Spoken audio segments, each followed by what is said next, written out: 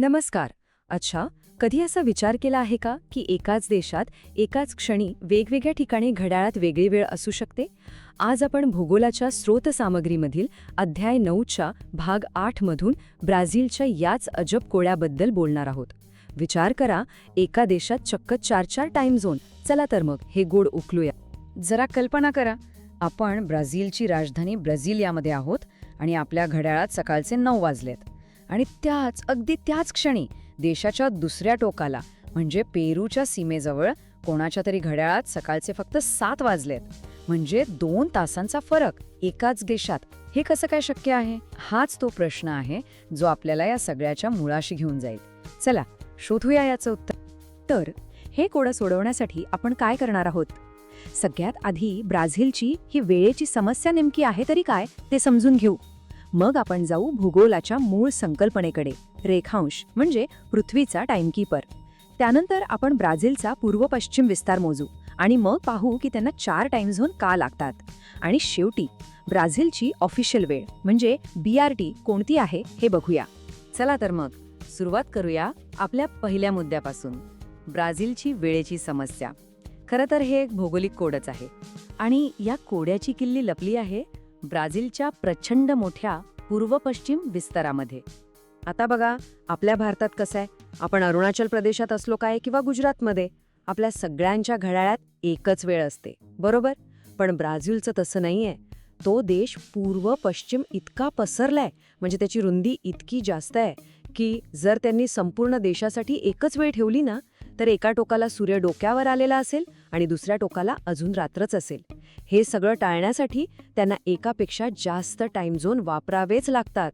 मग आता प्रश्न येतो की ही वेळ ठरते कशी? त्यासाठी आपल्याला भूगोलाच्या एका एकदम मूलभूत संकल्पनेकडे जावं लागेल. कारण वेळ ही काही हवेत ठरत नाही, ती थेट जमिनीशी आणि विशेषतः रेखांशांशी जोडलेली आहे. सोप्या भाषेत सांगायचं झालं तर रेखांश म्हणजे काय, तर पृथ्वीच्या गोलावर किंवा नकाशावर काढलेल्या ज्या उभ्या रेषा असतात ना, त्या या काल्पनिक रेषा आहेत पण खूप महत्त्वाच्या आहेत. कारण जेव्हा आपण पूर्वेकडे किंवा पश्चिमेकडे प्रवास करतो तेव्हा आपण ह्याच रेषा ओलांडत असतो आणि प्रत्येक रेषेसोबत तिथली स्थानिक वेळ बदलते. आता ह्या सगळ्या रेखांशांमध्ये एक बिग बॉस आहे असं समजा, एक मुख्य संदर्भ बिंदू, आणि तो म्हणजे ग्रीनविच मीन टाइम, ज्याला आपण GMT म्हणतो. ही 0° रेखांशावरची वेळ आहे. ही रेषा इंग्लंडमधल्या ग्रीनविच नावाच्या ठिकाणाहून जाते आणि जगातल्या सगळ्या देशांची घड्याळं याच GMTच्या पुढे किंवा मागे सेट केलेली असतात. हाच तो आपला युनिव्हर्सल रेफरन्स पॉइंट. आता एक अगदी साधा पण सगळ्यात महत्त्वाचा नियम जो या सगळ्या टाइम झोनचा पाया आहे. बघा, पृथ्वीला स्वतःभोवती एक गोल फिरायला किती वेळ लागतो? 24 तास. आणि पूर्ण वर्तुळ किती अंशांचं असतं? 360 अंश. मग आता साधं गणित आहे, 360 भागिले 24. उत्तर काय आलं? 15. याचाच अर्थ आपली पृथ्वी प्रत्येक एका तासाला 15 अंश फिरते. बस एवढ्या सोप्या गणितावरच जगातल्या सगळ्या घड्याळी चालतात. चला आता हे सगळं थिअरीचं ज्ञान आपण प्रत्यक्षात वापरून बघूया. कागदावरची गणितं आता थेट ब्राझीलच्या नकाशावर मांडू आणि आपण स्वतः गणना करून पाहू की ब्राझीलला 1-2 नाही तर तब्बल 4-4 टाइम झोन का लागतात. इथे बघा, आपल्या समोर आहेत ब्राझीलची 2 टोकाची ठिकाणं. पश्चिमेकडचं टोक आहे नासेंट दो रियो मुआ, जे आहे 70°59' पश्चिम रेखांशावर, आणि पूर्वेकडचं टोक आहे पोंटा डो सिक्सास, हे आहे 34°47' पश्चिम रेखांशावर. आता आपल्याला या 2 टोकांमधलं रेखांशीय अंतर काढायचंय. मग काय करणार? मोठ्यातून लहान वजा करणार. म्हणजे 70°59' आपण 34°47' वजा करू आणि आपल्याला अंदाजे आकडा मिळतो 36°. विचार करा, ब्राझीलचा पूर्व-पश्चिम विस्तार तब्बल 36 रेखांशांमध्ये पसरलाय. बरं, 36°, हा आकडा तर मिळाला, पण या आकड्याचं आपण करायचं काय? याचा घड्याळाशी काय संबंध? म्हणजे या 36°मुळे वेळेमध्ये किती तासांचा फरक पडतो? आठवतोय आपला तो नियम, एका तासात 15 अंश. चला तोच नियम वापरून उत्तर काढूया. आपल्याला माहिती आहे प्रत्येक 15 अंशांसाठी 1 तास लागतो. मग 36 अंशांसाठी किती? सरळ आहे, 36 भागिले 15 आणि उत्तर येतं 2.4 तास. म्हणजेच 2 तास आणि 24 मिनिटं. विचार करा, ब्राझीलच्या एका टोकापासून दुसऱ्या टोकापर्यंत सूर्याच्या वेळेत नैसर्गिकरित्या जवळपास 2.5 तासांचा फरक आहे. आता हे गणित बघितल्यावर एक गोष्ट तर अगदी सूर्यप्रकाशासारखी स्वच्छ होते. संपूर्ण ब्राझीलसाठी एकच वेळ वापरणं हे निव्वळ अशक्य आहे. आणि म्हणूनच या भौगोलिक वास्तवाला स्वीकारून ब्राझीलने एक अतिशय प्रॅक्टिकल उपाय शोधून काढला. आणि तो उपाय म्हणजे 4. हो, ब्राझीलने आपल्या या प्रचंड मोठ्या विस्ताराला सांभाळण्यासाठी देशाला अधिकृतरित्या 4 वेगवेगळ्या टाइम झोनमध्ये विभागलं आहे.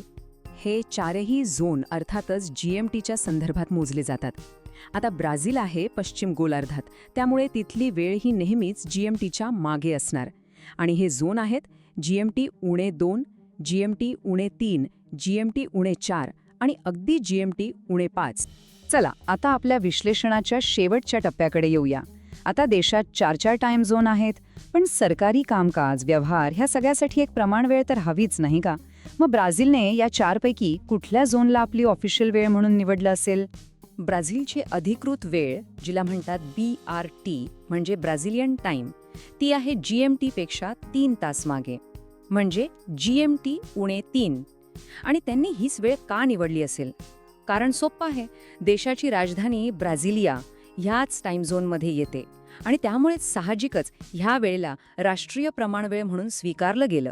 आणि हे लक्षात ठेवायला एक भारी युक्ती आहे. फक्त लक्षात ठेवा, B3. B म्हणजे ब्राझील आणि B म्हणजे बिहाइंड म्हणजे मागे आणि 3 म्हणजे 3 तास. सोपं आहे की नाही? B3 ब्राझीलची वेळ GMT पेक्षा 3 तास मागे. आता हा तक्ता बघा, म्हणजे ब्राझील आणि भारतातला फरक एकदम स्पष्ट होईल. ब्राझीलमध्ये किती टाइम झोन? 4. भारतात 1. GMTशी संबंध पाहिला तर ब्राझील आहे मागे म्हणजे मायनस आणि आपण भारत आहोत पुढे म्हणजे प्लस. कारण आपण पूर्व गोलार्धात आहोत. आणि ऑफिशियल वेळेचा फरक तर बघा, ब्राझील GMT-3 तास आहे, तर आपण GMT+5 तास आहोत. चला, एका शेवटच्या उदाहरणाने हे सगळं डोक्यात एकदम पक्क बसूया. समजा ग्रीनविचमध्ये दुपारचे बरोबर 12 वाजले आहेत, तर ब्राझीलची ऑफिशियल वेळ म्हणजे ब्राझिलियामध्ये किती वाजले असतील? आठवा, GMT-3 म्हणजे 3 तास मागे जायचं. बरोबर, तिथे सकाळचे 9 वाजलेले असतील. इतकं सोपं आहे हे GMT-3चं गणित. तर आज आपण हे पाहिलं की भूगोल म्हणजे फक्त नकाशे, नद्या आणि डोंगर नाही, तर तो आपल्या घड्याळातल्या वेळेवरही राज्य करतो. पण जाता जाता एक प्रश्न विचार करा, देशाच्या एका टोकापासून दुसऱ्या टोकापर्यंत हा जो 2-3 तासांचा फरक आहे, याचा तिथल्या लोकांच्या रोजच्या जीवनावर काय परिणाम होत असेल? त्यांच्या कामावर, व्यवसायावर? एकाच देशात राहून वेगवेगळ्या वेळांनुसार जगणं कसं असेल? विचार करण्यास